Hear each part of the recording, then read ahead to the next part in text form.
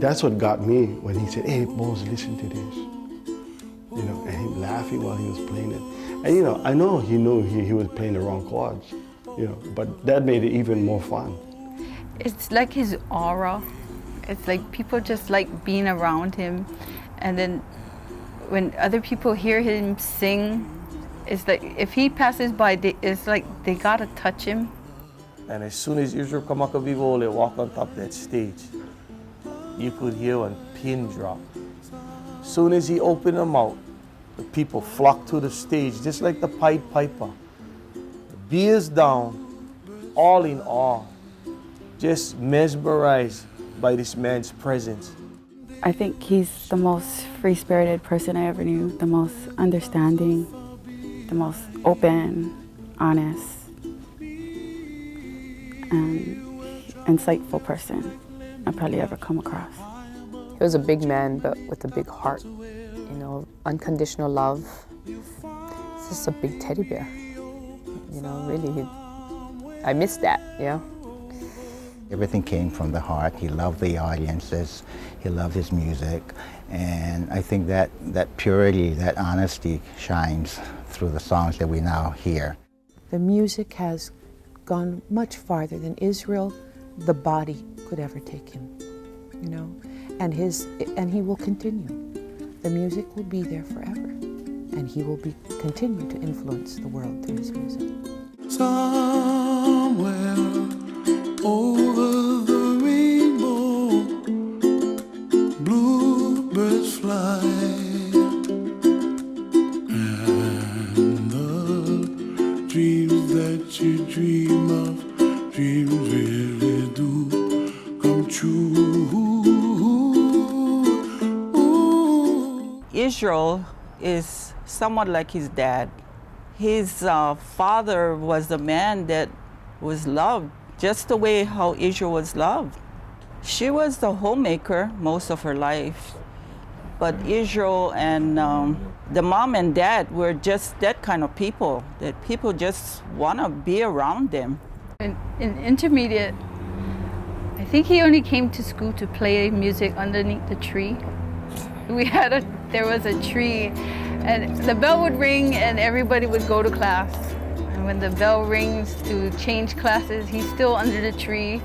Lunchtime, he's under the tree, and everybody's sitting with him while he's playing music. The bell rings to go to class, and he's still under that tree. I got them the first opportunity to record, and with Bill Murata on Pokey Records, their very first album called No Cristo. And it was I have to tell you, it was so funny because as a group, they wanted to remain so country. They didn't want to be it was the hardest thing to even get them to all wear the same colored t-shirts for a picture. And if you see that album cover, everybody is in different color koa. They're all in front of this bougainvillea, which is the brightest flower that could be. And the contrasting colors was unbelievable. But, you know, that's the way they were. In fact, either Moon's or Israel's guitar was held together with bubble gum. Literally, there was a piece of wood on that thing that would pop up, and they would bubble gum that thing down so that the thing would stay. And, you know, and then the rest is history. Someday I wish upon a star, wake up where the clouds are far behind. Be where trouble melts like a lemon drops. I was married to his older brother, and one of the things that Skippy used to always say is that, God, he doesn't even have to try. He just opens his mouth and he can sing.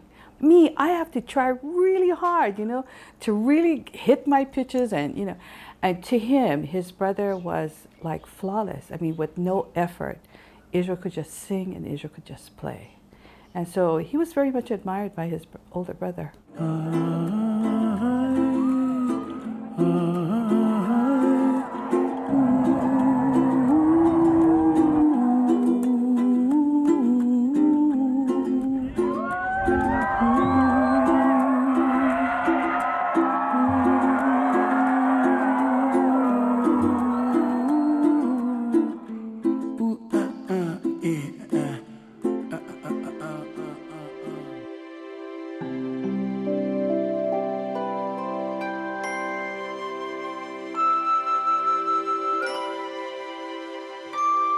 He said, so I guess we're going to get married. And I looked at him and I said, I'm not ready.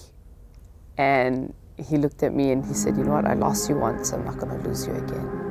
You know, I really had to look at that and take it to heart, because he had a point there. And in an hour, he changed my mind. I said, okay. I said, yes, you know what, we'll get married.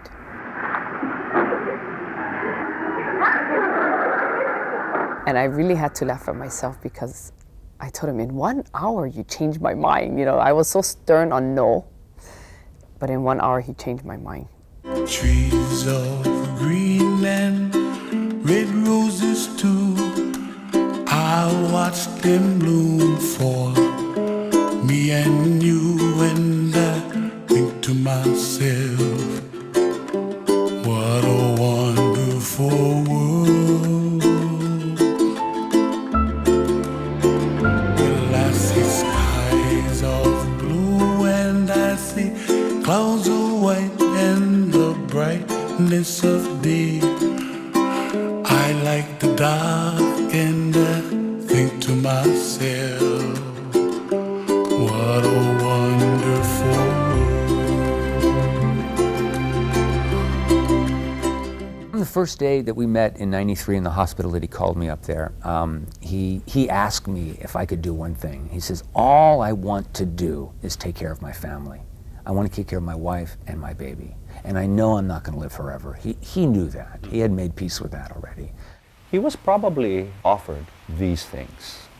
If you would become an act of your own, you know, we can provide you with this and this and this and this. If I had a job opportunity like that, you know, and for everything I was looking for, I would, in a heartbeat, do so. Where we're practicing, staying in Salt Lake, tell me, oh no, come to Queens Hospital.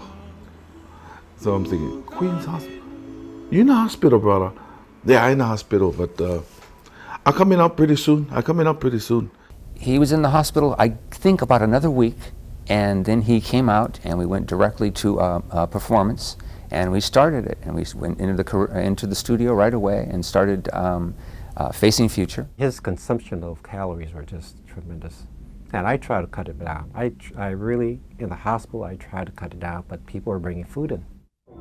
I had to take control of my life as a whole, and you know, just basically just change the whole way of living, lifestyle of living, and you know, part of that is you are what you eat, you know. So if you're gonna eat food that's not good for you, then it's gonna affect your health. So in your whole well-being, your way of thinking, your mana'o. And so with his agreement, we began this process of what I call self-empowering. He did his own cooking, and along with the food part, we began his exercise plan, which at that time, because he was so big, the only thing he could do was swim. And he was in the swimming pool maybe 6 hours a day, and he was like a ballerina in the water. It was the most graceful thing to watch on the planet Earth. Think to myself, what a wonderful world. And I would ask him, how come you make me cry all the time?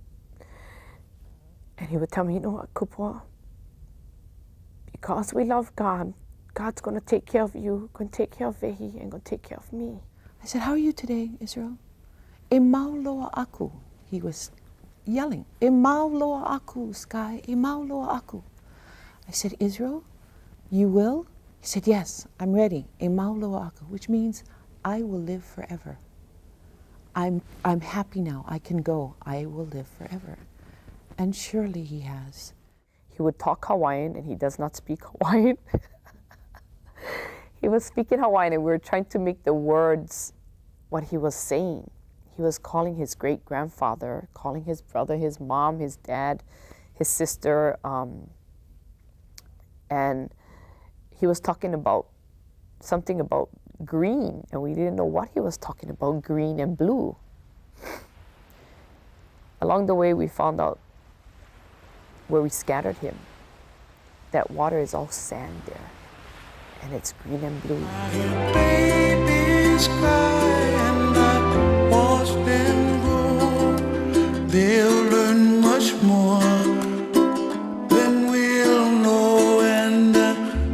to myself, what a wonderful world. I'm just so amazed, you know, at so far away, and yet my brother had touched him, you know, in such a way. I'm just so proud that he's my brother. Everybody misses him. I miss him a lot. I don't think I've ever met anybody else like him, and never will again. Remarkable man. How do you feel when you listen to your father's music? A lot of the times it lifts my spirit, and then there's days when I just drive and I cry. And he never lost that laugh. He had it when he was a kid.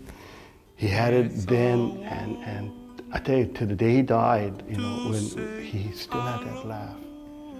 You know, I miss my friend.